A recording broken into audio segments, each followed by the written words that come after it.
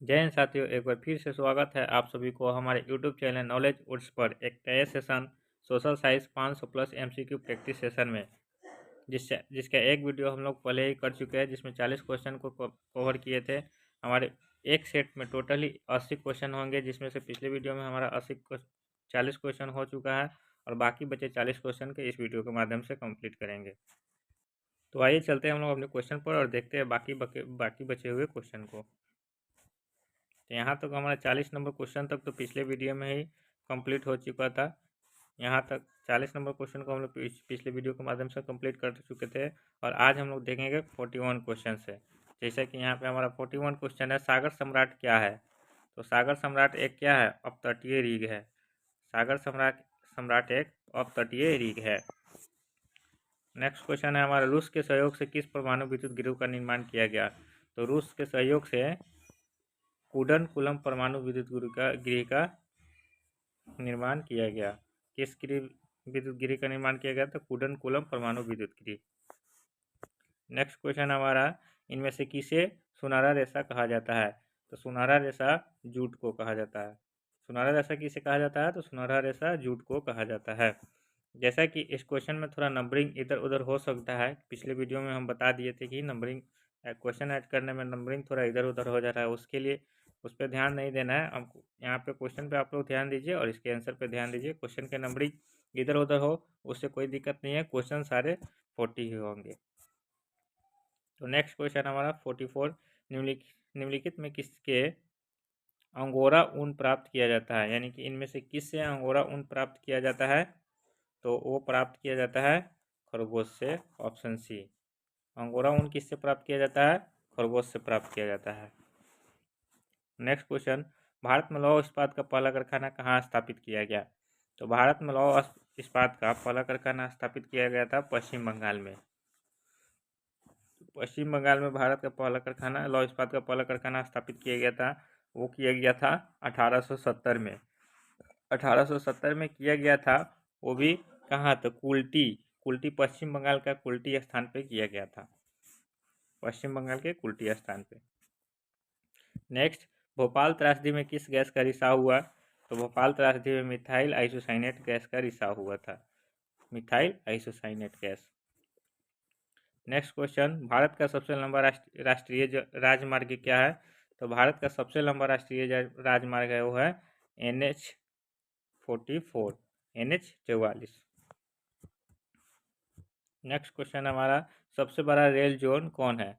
तो सबसे बड़ा रेल जोन है हमारा उत्तर रेलवे। सबसे बड़ा रेल जोन कौन है, तो वो है उत्तर railway. Next question, question number 49, वायु परिवहन का राष्ट्रीयकरण कब किया गया। तो वायु परिवहन का राष्ट्रीयकरण किया गया था 1953 में। वायु परिवहन का राष्ट्रीयकरण कब किया गया, तो किया गया 1953 में, ऑप्शन डी। सदियों से धुबरी तक कौन राष्ट्रीय जलमार्ग है, यानी कि शादियों से धुबरी तक जो राष्ट्रीय जलमार्ग है उस जलमार्ग का नाम क्या है। क्वेश्चन नंबर 50 हमारा, शादियों से धुबरी तक कौन राष्ट्रीय जलमार्ग है। तो वो राष्ट्रीय जलमार्ग है हमारा राष्ट्रीय जलमार्ग 2। राष्ट्रीय जलमार्ग 2, राष्ट्रीय जलमार्ग 2 है जो क्या है, सादरी से धुबरी तक गया है। अगला क्वेश्चन, फाल्टा विशेष आर्थिक क्षेत्र कहाँ है। फाल्टा विशेष आर्थिक क्षेत्र है हमारे, वो है, सॉरी यहाँ से क्वेश्चन स्लाइड हो गया। फाल्टा विशेष आर्थिक क्षेत्र वो है पश्चिम बंगाल में, ऑप्शन सी। नेक्स्ट क्वेश्चन हमारा, मोनाजाइट किस राज्य में सर्वाधिक पाया जाता है। तो मोनाजाइट सबसे ज़्यादा कहाँ पाया जाता है, तो सबसे ज़्यादा पाया जाता है ऑप्शन ए, केरल में। मोनाजाइट सबसे ज़्यादा पाया जाता है ऑप्शन ए, केरल में। नेक्स्ट क्वेश्चन हमारा, भारत का कॉटनोपोलिसिस किस नगर को कहा जाता है। भारत का कॉटनोपोलिसिस किस नगर को कहा जाता है, तो वो कहा जाता है मुंबई शहर को। किस नगर को, जो मुंबई है, मुंबई क्या है हमारा, वो एक नगर है, उसी को क्या कहा जाता है, भारत का कॉटनोपोलिस कहा जाता है। नेक्स्ट क्वेश्चन, कोयल मुख में कौन खनिज पाया जाता है।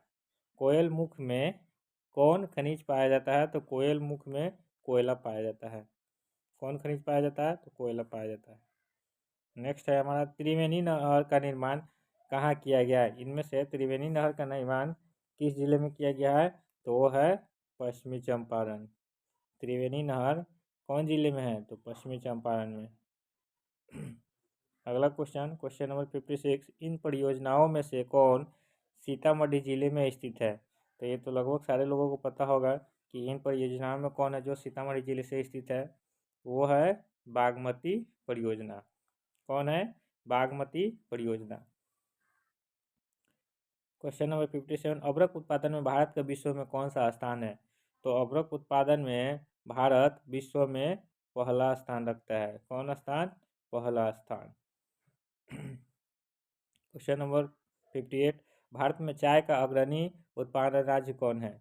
भारत में चाय का अग्रणी उत्पादन राज्य कौन है? तो वो है हमारा असम। भारत में जो अग्रणी चाय का उत्पादन राज्य है वो है असम। नेक्स्ट क्वेश्चन हमारा, एल्युमिनियम बनाने के लिए किस खनिज की आवश्यकता पड़ती है? एल्युमिनियम बनाने के लिए किस खनिज की आवश्यकता पड़ती है? तो वो खनिज है बॉक्साइट। किस खनिज की आवश्यकता पड़ती है? एल्युमिनियम बनाने के लिए बॉक्साइट खनिज की आवश्यकता पड़ती है। नेक्स्ट क्वेश्चन, 50 सेंटीमीटर से कम वर्षा वाले क्षेत्रों में कौन सी स्थिति उत्पन्न होती है? तो जहाँ 50 सेंटीमीटर से कम वर्षा होता है उस क्षेत्र को क्या क्षेत्र कहा जाता है? उस क्षेत्र को सूखा क्षेत्र कहा जाता है। जहाँ पे 50 सेंटीमीटर से कम वर्षा होगा वह क्षेत्र सूखा हो जाता है, सुखाड़ आ जाता है, वहाँ पे पानी की कमी हो जाती है। नेक्स्ट क्वेश्चन हमारा, किस नदी को बिहार में बाढ़ का मुख्य कारण माना जाता है? ये क्वेश्चन भी लगभग सारे लोगों को पता होगा, ये तो बहुत फेमस क्वेश्चन है कि किस नदी को बिहार में बाढ़ का मुख्य कारण माना जाता है? तो वो है हमारा कोसी नदी, जिसको बिहार का शोक नदी बोला जाता है। बिहार का शोक नदी किसको बोला जाता है? कोसी नदी। इसी के कारण से बिहार में बाढ़ आता है। इन प्राकृतिक आपदाओं में से कौन बिहार को प्रतिवर्ष प्रभावित करता है? क्वेश्चन नंबर 62 है हमारा, इन प्राकृतिक आपदाओं में से कौन बिहार को प्रतिवर्ष प्रभावित करता है? तो यह भी बिहार प्रतिवर्ष किससे प्रभावित होता है? तो बाढ़ से। किसके वजह से? कोसी नदी के वजह से। नेक्स्ट क्वेश्चन, अधिक केंद्र का संबंध इनमें से किससे है? अधिक केंद्र का संबंध इनमें से किससे है? तो वो है भूकंप से। अधिक केंद्र क्या है? भूकंप से संबंधित है। नेक्स्ट क्वेश्चन हमारा, भारत में जनसंख्या की दृष्टि से बिहार का कौन सा स्थान है? तो भारत में जनसंख्या की दृष्टि से बिहार तीसरे स्थान पे आता है। कौन से स्थान पे? तो तीसरे स्थान पे। वो किसके दृष्टिकोण से? तो 2011 की जनगणना के अनुसार, जो 2011 में जो जनगणना हुआ था, जनगणना के अनुसार क्या है कि 2011 की जनगणना के अनुसार बिहार भारत में जनसंख्या के मामले में किस स्थान पे आता है? तो वो तीसरे स्थान पे आता है। क्वेश्चन नंबर 55, प्रति व्यक्ति आय को इनमें से किस नाम से जाना जाता है? जो प्रति व्यक्ति आय होता है उसको किस नाम से जाना जाता है? तो उसको जाना जाता है औसत आय के नाम से। किस नाम से? औसत आय के नाम से जाना जाता है। नेक्स्ट क्वेश्चन नंबर 66, विनिमय की प्रारंभिक अवस्था में व्यापार किस पर आधारित था? तो विनिमय की जो प्रारंभिक अवस्था थी, शुरुआत की जो अवस्था थी, उस समय व्यापार किस पे आधारित था वही बताना है इस क्वेश्चन में। तो उस समय आधारित था वस्तु विनिमय प्रणाली। वस्तु विनिमय प्रणाली का मतलब क्या? वस्तु से वस्तु का एक्सचेंज किया करता था उस समय लोग, एक चीज़ देकर दूसरे चीज़ लेते थे। नेक्स्ट क्वेश्चन, मैकलगंज समिति का संबंध इनमें से किससे है? तो मैकलगंज समिति का संबंध इनमें से सहकारिता से है। किससे है? सहकारिता से है। ये एक क्विक रिवीजन वीडियो है जिसके वजह से हम ज़्यादा डिस्कस नहीं कर रहे हैं क्वेश्चन पे, सिंपली में सिर्फ क्वेश्चन देखते जा रहे हैं और इसके आंसर देखते जा रहे हैं, क्योंकि ये एक फास्ट रिवीजन वीडियो है, फास्ट रिवीजन प्रैक्टिस टाइप का वीडियो है, इसीलिए इसमें क्वेश्चन पे हम लोग ज़्यादा जिक्र नहीं करेंगे, सिर्फ क्वेश्चन देखेंगे और इसके आंसर करते जाएंगे। नेक्स्ट क्वेश्चन, लघु उद्योग की अधिकता निवेश सीमा क्या है? लघु उद्योगों की अधिकतम निवेश सीमा क्या है? तो इस उद्योग की अधिकतम निवेश सीमा है 5 करोड़ तक। कहाँ तक? 5 करोड़ तक। क्वेश्चन नंबर 69, नीति आयोग का पदेन अध्यक्ष कौन है? नीति आयोग का पदेन अध्यक्ष कौन है? तो नीति आयोग का पदेन अध्यक्ष होता है प्रधानमंत्री। कौन होता है? प्रधानमंत्री। क्वेश्चन नंबर 17, मानव परिश्रम से अर्जित धन क्या कहलाता है? मानव परिश्रम यानी कि मानव की मेहनत से जो धन आता है उस धन को क्या कहा जाता है? तो उसको कहा जाता है आय। मानव मेहनत करके जो कमाता है उस धन को क्या कहा जाता है? आय। भारतीय रिजर्व बैंक का राष्ट्रीयकरण कब हुआ?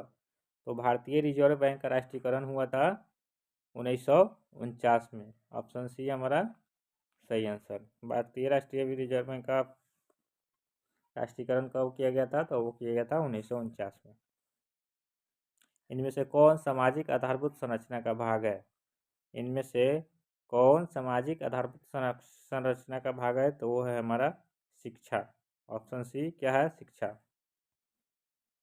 नेक्स्ट क्वेश्चन, संयुक्त राष्ट्र ने किस अंतर्राष्ट्रीय सहकारिता वर्ष को घोषित किया?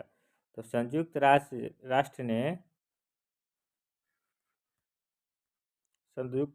2012 को क्या किया? अंतर्राष्ट्रीय सहकारिता वर्ष घोषित किया। किस वर्ष मतलब वर्ष को सहकारिता अंतर्राष्ट्रीय सहकारिता घोषित किया गया था? तो वो है वर्ष हमारा 2012। नेक्स्ट क्वेश्चन, क्वेश्चन नंबर 44, उपभोक्ता अधिकारों की घोषणा सर्वप्रथम कहाँ की गई? तो उपभोक्ता अधिकारों की घोषणा तो सर्वप्रथम की गई थी कहाँ? अमेरिका में। और उपभोक्ता अधिकारों की घोषणा पूछ दिया जाए अगर किसने की और कब की, तो वो 1962 में किया गया था। और किसके द्वारा किया गया था? तो 1962 में अमेरिकी राष्ट्रपति जॉन एफ केनेडी के द्वारा इसका राष्ट्रीय उपभोक्ता अधिकार की घोषणा सर्वप्रथम अमेरिका में किया गया था। नेक्स्ट क्वेश्चन, विश्व की विभिन्न अर्थव्यवस्थाओं को एक दूसरे से जोड़ने वाली प्रक्रिया को क्या कहते हैं? तो विश्व के विभिन्न अर्थव्यवस्थाओं को जो एक दूसरे से जोड़ता है उस प्रक्रिया को कहा जाता है वैश्वीकरण। उसको क्या कहा जाता है? उस प्रक्रिया को वैश्वीकरण कहा जाता है। नेक्स्ट क्वेश्चन, इनमें से कौन संस्थागत वित्तीय स्रोत का उदाहरण है? तो इनमें से संस्थागत वित्तीय स्रोत का उदाहरण कौन है? तो वाणिज्यिक बैंक ये भी एक संस्थागत वित्तीय स्रोत का उदाहरण है। सहकारिता बैंक ये भी एक संस्थागत वित्तीय स्रोत का उदाहरण है। क्षेत्रीय ग्रामीण बैंक ये भी एक संस्थागत वित्तीय स्रोत का उदाहरण है। ये सब जो भी है एक संस्था है और एक वित्तीय स्रोत का उदाहरण है, इसीलिए क्या हो जाएगा? इनमें से सभी जो है क्या है? एक संस्थागत है, संस्थागत वित्तीय स्रोत का उदाहरण है। नेक्स्ट क्वेश्चन है हमारा, भारत का अधिकांश कार्यबल किस क्षेत्र में कार्यरत है? यानी कि भारत का जो अधिकांश कार्यबल है वह किस क्षेत्र में कार्य करता है? तो वो करता है प्राथमिक क्षेत्र में। किस क्षेत्र में अधिक कार्यरत है? तो वो प्राथमिक क्षेत्र में अधिक कार्यरत है। नेक्स्ट क्वेश्चन नंबर 78 है हमारा, भारत में मौद्रिक नीति का निर्धारण कौन करता है? तो भारत में मौद्रिक नीति का निर्धारण करता है वो है हमारा भारतीय रिजर्व बैंक। भारत में जो मौद्रिक नीति का निर्धारण करता है वो करता है भारतीय रिजर्व बैंक। नेक्स्ट क्वेश्चन, भूमि विकास बैंक को पहले किस नाम से जाना जाता था?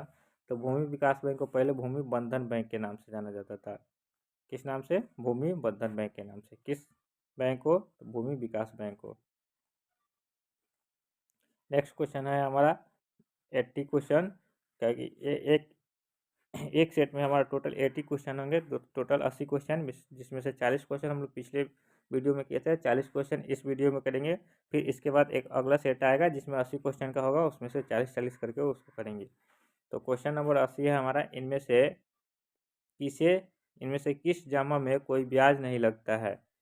इनमें से किस जमा में कोई ब्याज नहीं लगता है? तो वो है हमारा चालू जमा। चालू जमा में क्या है? हमारा कोई ब्याज नहीं लगता है। तो इस क्वेश्चन के साथ हमारा एक सेट का मतलब जो भी क्वेश्चन था, एक सेट में टोटल 80 क्वेश्चन दिए जाते हैं, वो हमारे एक सेट का क्वेश्चन पूरा ख़त्म हो गया। इसी तरह से हम लोग एक एक सेट लेकर आएंगे, उसको एक या दो वीडियो में कवर कर करके टोटली 500 प्लस MCQ हम लोग करेंगे, जो कि टोटल एग्ज़ाम ओरिएंटेड क्वेश्चन होंगे, एग्ज़ाम में आने वाली क्वेश्चन होंगे। तो इसी तरह से आप लोग चैनल से जुड़े रहिए। अब वीडियो को लाइक करिए, चैनल को सब्सक्राइब भी कर लीजिए। ताकि हर एक वीडियो का नोटिफिकेशन आपको मिलते जाए। और आज के लिए रखते हैं इतना ही। जब तक के लिए जय हिंद, थैंक यू एंड धन्यवाद।